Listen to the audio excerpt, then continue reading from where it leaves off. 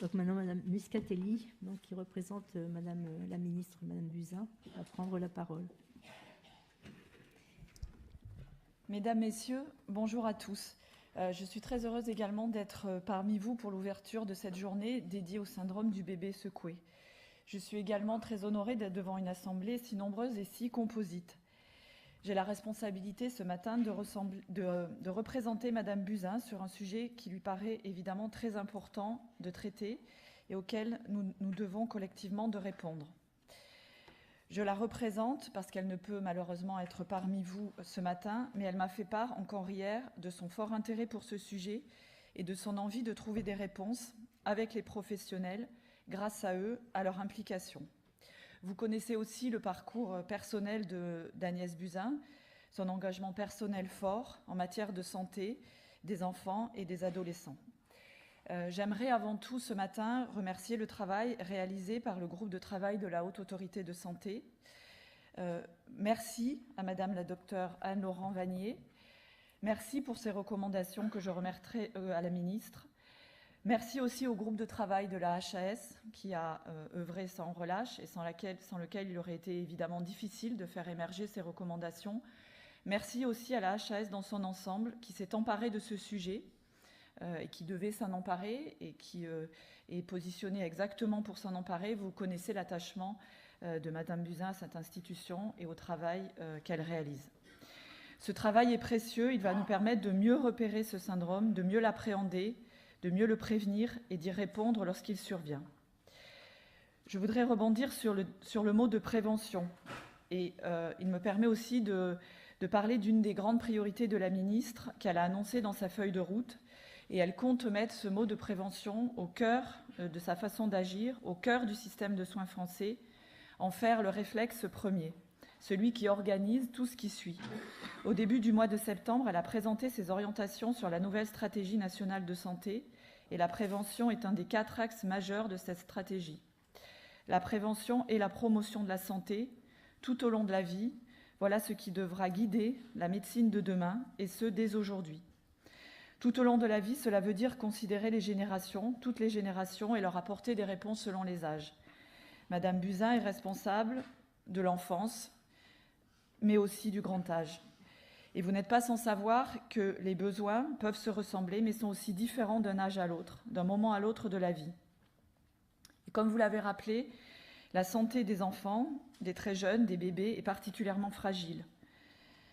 Les parents aussi sont particulièrement fragiles à l'âge où ils reçoivent un bébé dans leur famille. Il faut les accompagner. Alors oui, avec la prévention, nous devons mieux les accompagner, les protéger, donner aux enfants et aux parents la possibilité de grandir dans les meilleures conditions. J'insiste sur les bébés parce que c'est le sujet de cette journée. Et la prévention, c'est le cas dans le cadre du syndrome du bébé secoué, peut permettre de mieux connaître ce syndrome et les lésions qu'il entraîne, mieux dénoncer la maltraitance que subissent les jeunes enfants, mieux accompagner les parents dans leur parentalité, mieux orienter ceux qui protègent les enfants victimes de maltraitance, mieux répondre à cette maltraitance médicalement et juridiquement.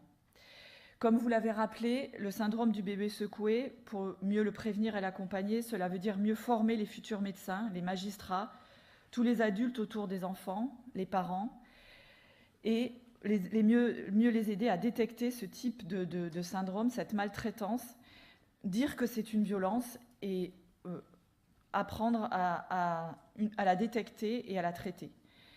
Agnès Buzyn est aussi la ministre des Solidarités. Le syndrome du bébé secoué est donc au cœur de son portefeuille. C'est aussi un problème social, comme vous l'avez rappelé. Un problème qui implique de multiples acteurs qui soulèvent beaucoup d'émotions parce que cela touche les très jeunes enfants.